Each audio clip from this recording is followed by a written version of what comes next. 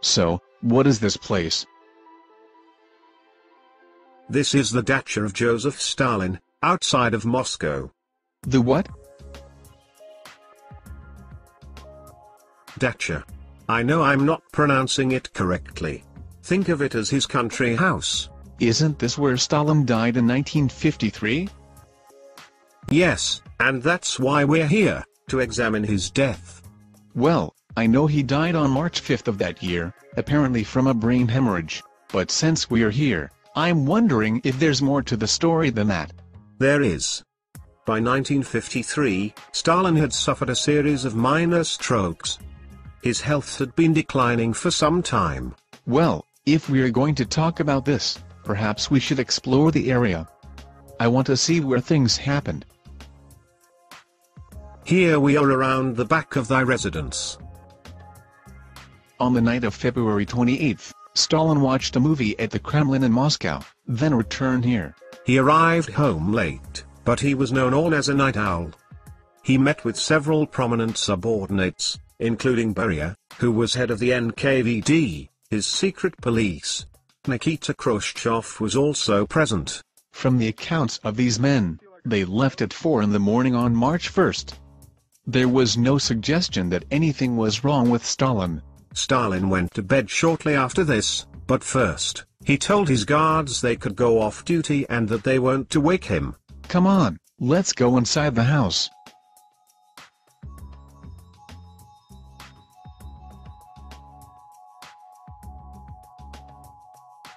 Here's the entrance hall. Why is everything in black and white? I believe that's because Hanchuk couldn't find any color photos of the interior. Oh, well anyway, Stalin's usual habit was to call for tea at around 10 in the morning. Yes, but on March 1st, no communication came. As the time grew later, his guards became worried. Why didn't they just enter his room to see if he was okay? Ha ha! Surely you're kidding. He had left orders not to be disturbed. Given his brutal track record, the guards didn't dare enter his room. That makes sense.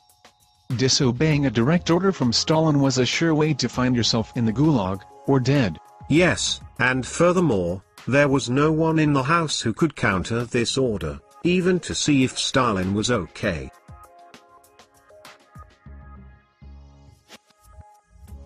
At 6:30 on the evening of March 1st, Stalin's guards saw a light come on in his quarters. Yes, but still he did not call for them, so they continued to do nothing but wait. At 11 o'clock that night, the guards finally got up the courage to enter Stalin's room. The evening post had just arrived, and they thought they'd use that as an excuse for disturbing him. Instead, they found Stalin on the floor in a pool of his own urine. He was helpless and unable to speak. His broken watch read 6:30. They assumed that's when he fell. That would be right after he turned on his light. Yes, good deduction. The guards didn't feel they had the authority to call for a doctor. Are you kidding? Well, you have to understand, Stalin was preparing for a new purge at this time, and many of the doctors who treated him were targeted. So, the guards instead called the Minister of State Security. And he called the doctor, right? No. He also felt he didn't have the power to do this, so he called Beria, the head of the secret police. What did Beria do? Did he finally call a doctor? Well, things become a bit hazy at this point. This is starting to sound kind of ridiculous. Let's move to another room while I try to sort this out. We're not sure why, but Beria and other leading government members delayed acting. I don't understand. Why would they delay? Who knows? Perhaps they wanted Stalin's death because they feared being targeted in his new purge. Or, perhaps they were scared of seeming to infringe upon his powers should he recover. In any case, it was not until after Beria, Khrushchev, and others actually went to see Stalin's condition for themselves that a doctor was called. All of this delay meant that doctors didn't see Stalin until the morning of March 2nd. Yes.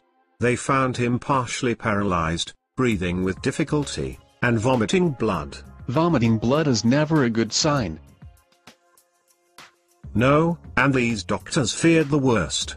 But, they were not completely sure of his medical history.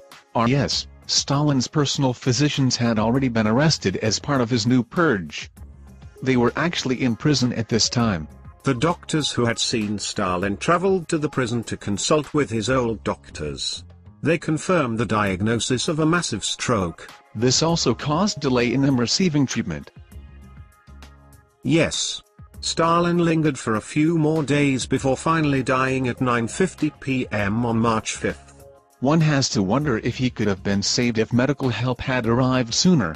That too is something we'll never know. It seems his autopsy report somehow vanished shortly afterwards. Wait a second. A missing autopsy report. Beria and the others delaying calling for help for over a day. This all sounds suspicious to me. Could he have really been murdered? I don't know. One report says Beria at some point claimed responsibility for Stalin's death, but this report is not very reliable. There is no concrete evidence pointing to murder at all.